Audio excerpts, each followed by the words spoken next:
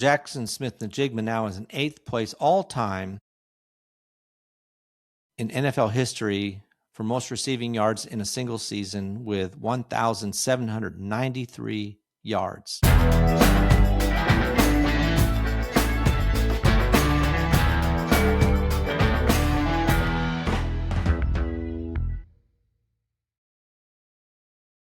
Ooh. NFL Top 10's for Sunday. This is a special edition. I wanted to get this out on Sunday after those two games that we watched on Saturday. Hopefully you got the chance to watch them.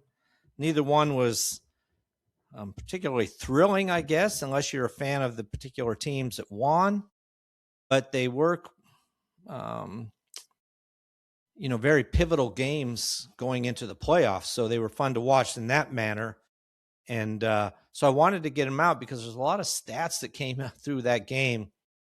As we wrap up the season, there's a lot of players who finished in the top 10, whether on their team or the NFL, or actually at the very top of the top 10 of their team, for example. So I wanted to look at that, look at the games real quick, and then we'll move on. On Monday, I'll cover the Sunday games, or start to anyway. But, I want to get this special edition out on Sunday just to get those two games that were yesterday out for you to hear about.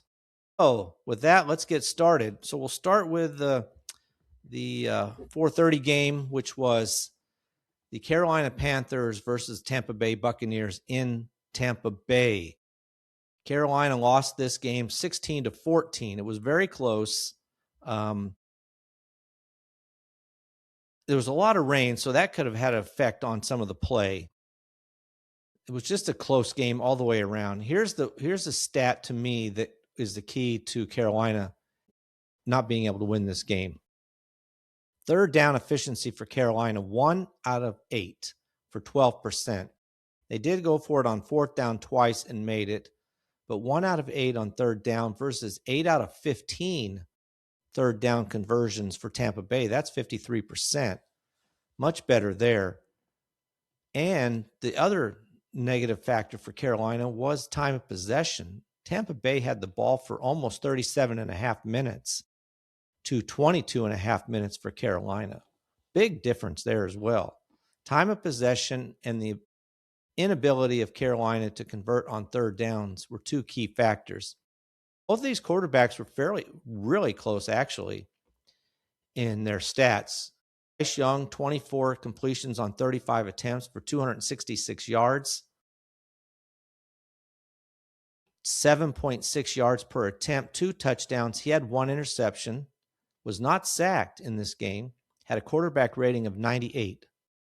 Now, Baker Mayfield only threw the ball 22 times, had 16 completions, 203 yards, total yards passing. That's a 9.2 yards per attempt. So better there on the yards per attempt. Did have a touchdown. He also threw an interception, and he was sacked 2 times. He had a quarterback rating of 97.3. So very, very close on the quarterback ratings. Another negative factor for Carolina in the running game. They ran the ball 14 times in this game, total 14 carries for 19 yards. That's it. Rico Dowdle, 7 carries, 10 yards. Chuba Hubbard, 5 carries, 10 yards. And Bryce Young, 2 carries, -1. That's it. No running game. And, they're not out of this game. I don't know why they didn't make more of an effort. Now, at halftime was 13-7 Tampa Bay. And nothing happened in the third quarter at all. Fourth quarter, Carolina finally gets another touchdown but Tampa Bay also had a field goal, so they ended up 16-14. Tampa Bay just couldn't overcome that lead, but still, you would think that they could have stuck to that running game a little bit more, but they didn't. They relied on Bryce Young. He did okay, but not enough to win. Now, for Tampa Bay, not that they ran the ball great, but they did definitely run it. 42 carries for them. 42 carries for them, 14 for Carolina. 42 carries for Tampa Bay, 140 yards. That's 3.33 yards a carry. Bucky Irving, 26 carries for 85 yards. So only 3.27 yards a carry, but they did run it. And made that push to continually run the ball, and I think it paid off for him. Now, in the receiving department for Carolina, Jalen Coker had 6 catches for 47 yards and a touchdown. He had the most receptions, most targets, but Tedrow McMillan had 4 catches for 85 yards to lead the team in yards. That was on 6 targets. No one else had more than 3 catches. Rico Dowdle had 2 catches for 20 yards, plus the 10 yards he had running. He had 30 yards total in this game. Not good. Tampa Bay, Cade Otton had 7 catches in this game for 94 yards. Now, you remember Baker Mayfield only threw for 203 yards, so Cade Otton had 94 of them. He had the touchdown reception as well. He was targeted 9 times in this game, Cade Otton. No one else had more than 2 receptions, and no one else was targeted more than 3 times. Mike Evans, 2 for 34. Chris Godwin, 1 for 8. I mean, wow. Emeka Egbuka, 1 for 8. So and it might have had something to do with the rain, and he just kept the passes to Cade Otton coming, as a tight end, a little closer in maybe. I don't know. But yeah. And maybe it's just good coverage by Carolina on everybody else. They left Cade Otton obviously much more open than anybody, and Baker Mayfield took advantage of that. So this game, very, very close. Not as impressive as you'd like to see Tampa Bay, but they finally did win the game they needed to win. The only problem now for them is because Atlanta last week beat the Rams, there's a chance that Tampa Bay still does not win the division. So they're going to have to wait and watch the game and hope that Atlanta loses the New Orleans Saints. Otherwise, Carolina's in this into the playoffs with an 8-9 record. So you'd have 3 teams. If Atlanta wins, Carolina Panthers, Tampa Bay Buccaneers, and the Atlanta Falcons will all be 8-9. But because of tiebreaker issues, Carolina Panthers will go to the playoffs with a losing record. Not good, but you know what? I still believe in winning your division is important. And if you win your division, you should go to the playoffs. I don't think you should miss out just because. And I still think you get the home game too. That's just me. It might be traditional, but it just makes the divisions important.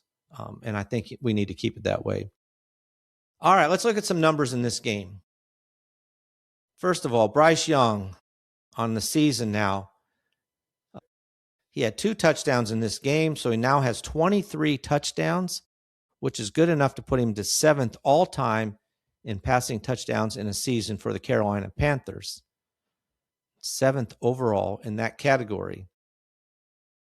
He also, on his career, now with those 2 touchdowns, has 49, which puts him into 4th all-time for the Carolina Panthers in passing touchdowns.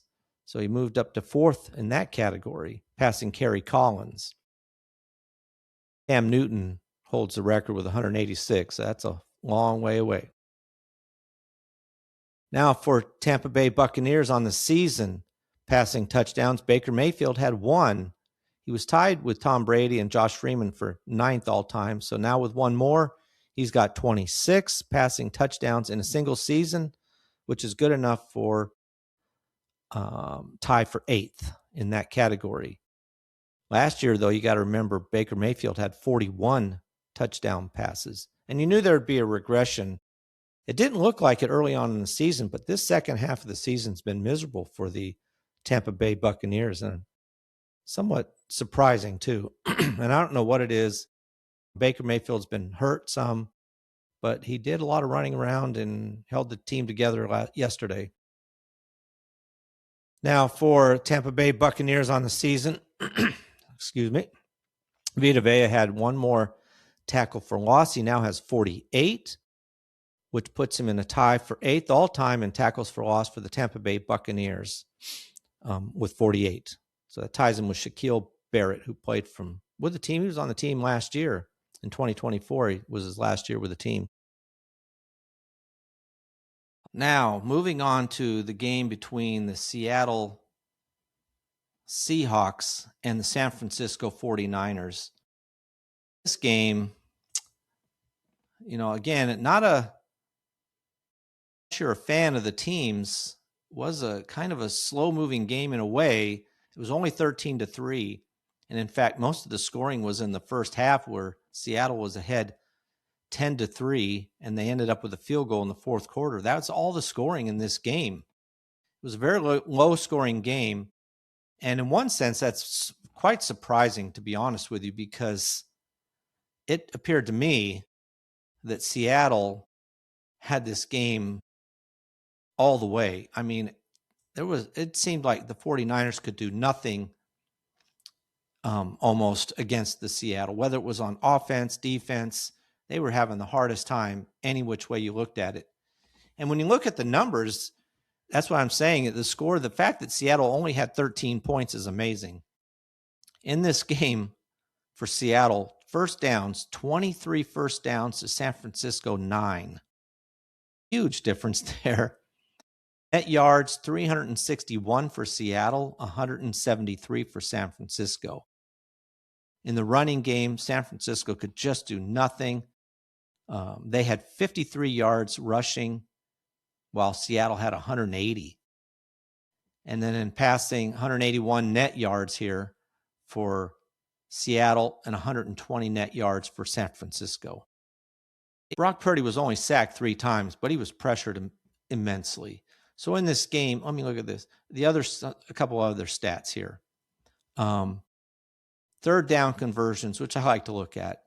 Now, Seattle wasn't great, 6 out of 13, 46%. And they did not make the 1 fourth down try they tried. This is probably one of the reasons the game was close at all. For San Francisco, 2 out of 9 on third down for 22%. Fourth down, they went for it twice, didn't make it either time. Big key there. Aim and possession. Seattle had the ball for almost 38 minutes to 22, a little over 22 for San Francisco. So they dominated that in that as well. They dominated everywhere in this game, Seattle did. And as I said, the fact that they only had 13 points is amazing. There was a couple of plays in this game that were big turning points. The biggest one was the one time that San Francisco actually was able to move down the field trying to get a touchdown to get into this game again. They were down by 10 points.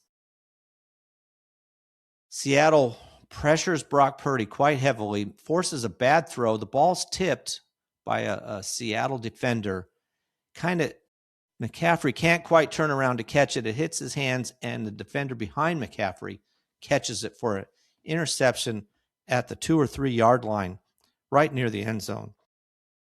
That is the closest that the 49ers came to scoring a touchdown. And if they had scored it, obviously it might have been a different game, but that was it. After that, they just couldn't do anything. This was all really Seattle's defense was very impressive in this game. Now in the passing department for Seattle, Sam Darnold, 20 completions on 26 attempts, 198 yards. So, kind of maintaining the game in a way. 7.6 yards an attempt, no touchdowns, no interceptions, sacked twice. Had a quarterback rating of 97.9. That's pretty good. Brock Purdy, on the other hand, 1 less completion on 1 more attempt. He had 19 completions on 27 attempts for 127 yards. That's it. Only 4.7 yards per attempt. No touchdowns. Did throw an interception, which is that one that I just mentioned. Sacked 3 times and ended up with a quarterback rating of 64.9. I mean, he gave it his best effort, but they couldn't stop the Seattle defense. It just seemed to be swarming all the time. Let's look at the running game here. Kenneth Walker, he looked good again. I kind of really love to watch how he runs. I'm just surprised sometimes how he just has some games where I don't know what happens, but he doesn't really show up, or they don't go to him, and his numbers don't look good at all. But when you watch him run, sometimes he's got some impressive cuts and moves. He's very fun to watch. He had 16 carries for 97 yards. That's over 6 yards a carry. And then Zach Charbonnet had 17 carries for 74 yards, 4.35 yards a carry. He had a touchdown as well. So obviously, San Francisco could not stop the running game of Seattle. And why not? They ran it 39 times, including Sam Darnold 6 times. 39 carries for 180 yards, 4.6 yards a carry. So you might as well run it. Now, San Francisco, the numbers overall, 12 carries, only 12 rushes in this game for San Francisco for 53 yards. That's 4.4 yards a carry. But that's because Brock Purdy had 2 carries for 21 yards, which accounted for the average being so high. On the other hand, Christian McCaffrey, 8 carries, 23 yards, 2.88 yards a carry, basically 2.9 yards a carry for him. Not good at all. Longest carry for him was 5 yards. Brian Robinson, 2 carries for 9 yards. That's all he had. In the receiving game, Jackson Smith-Njigba led the team with 6 catches for 84 yards. Nobody had a touchdown reception, though. Kenneth Walker, 4 receptions for 36 yards. So he ended up with a total of 133 yards of offense, which is very good. Zach Charbonnet, 3 catches, 23 yards. So he had 107 yards himself. So the 2 running backs had over 100 yards from the line of scrimmage each. So that's really impressive. And as I said, 49ers really just couldn't do anything with running backs, just couldn't stop it, which really helps out the passing game when, they're trying to get the people down on the line to stop the runs, and they're not doing it. And so anytime that Sam Darnold wanted to throw the ball, he really had a pretty decent opportunity. All right, now this game had a lot of big numbers in it. For Seattle, Sam Darnold now has 3,703 yards. That's what he finished this season in passing yards. That was good enough for 9th place all time in passing yards in a single season for the Seattle Seahawks. Now, looking at the star of the Seattle Seahawks, Jackson Smith-Njigba, he ended the season with 119 receptions, which is the number 1 spot all time in Seattle Seahawks history. So this season, Jackson Smith-Njigba had 1,793 yards receiving, which is number 1 all time in Seattle Seahawks history. He had already broke the record that was held by DK Metcalf of only 1,303 yards. So he's crushed that record many weeks ago. So Jackson Smith-Njigba now is in 8th place all time in NFL history for most receiving yards in a single season with 1,793 yards. Very impressive. So next up, looking at the kicker, Jason Myers. Now, he didn't have a great game. He made only 2 out of 4 field goals. And that's another reason this game was closer than it really was. Jason Myers ended the season with 171 total points, which is good enough for 3rd all-time in NFL history and good enough for 1st all-time for the Seattle Seahawks. For the Seattle Seahawks, he passed Sean Alexander, who held the record in 2005 with 168 points. So now he has the number 1 all-time total points for Seattle Seahawks, and he's 3rd all-time in NFL history in total points in a single season with that 171. So Kenneth Walker now, looking at his career numbers, rushing yards, at the end of this season now he has 3,458 yards, which is good enough to put him in the 9th all-time in rushing yards for the Seattle Seahawks. All right, now let's look at San Francisco 49ers. This is pretty much just Christian McCaffrey. We did have Kittle as well, but Christian McCaffrey, not that it was a good game for him. He did have 6 catches, but only for 34 yards. But the 6 catches moved him into 4th all-time in San Francisco's history for receptions in a single season with 102. The only person ahead of him is Jerry Rice, who holds the top 3 spots, the top being 100.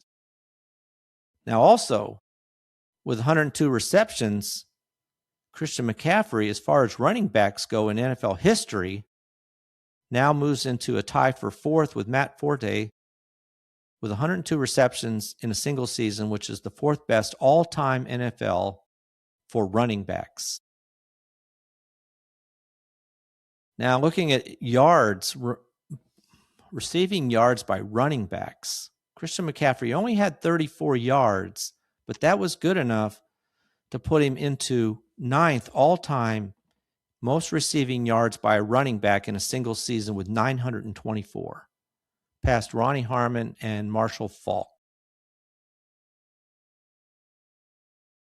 All right, now let's look at George Kittle. George Kittle finally, last game of the season, he had 5 receptions in this game, which is good enough to move him into 2nd all-time in receptions in his career with the San Francisco 49ers with 595 receptions. He passed Terrell Owens, who had 592. Jerry Rice, which George Kittle will never catch, has 1,281 receptions in his career with the 49ers. You wonder how many receptions George Kittle would have if he wasn't hurt as often as he is. I'm not going to do it, but I'm curious as to how many seasons George Kittle's played every game or most of the games, like missing maybe one. He plays a very tough game, and tight ends take a lot of beatings sometimes, but still he's great tight end, one of the best, and now he's 2nd all-time in receptions for the San Francisco 49ers with 595. So congratulations to him. Though, as I said, when you lose a game, you don't feel too happy about any kind of stat that looks good in the future to look good looking back, but right now it doesn't impress you. All right, that's a look at this game, these 2 games that were played on Saturday. I just wanted to get this out. Obviously, Sunday morning is not my best time to do a podcast, but I did it anyway. So I will be back on Monday looking at some of the games from Sunday. So appreciate you listening. You can like and subscribe on YouTube at Just the Stats NFL. Also subscribe and listen on other places such as Apple, Spotify, or wherever you might listen. Please leave a comment. I appreciate the comments, even negative ones. Negative ones are great if they have any suggestions. I don't mind suggestions to improve the podcast. Appreciate that. And of course, those who do give me positive feedback, I love that as well. And thanks for that. All right. So for NFL top 10s for Sunday, I'm out. See you on Monday.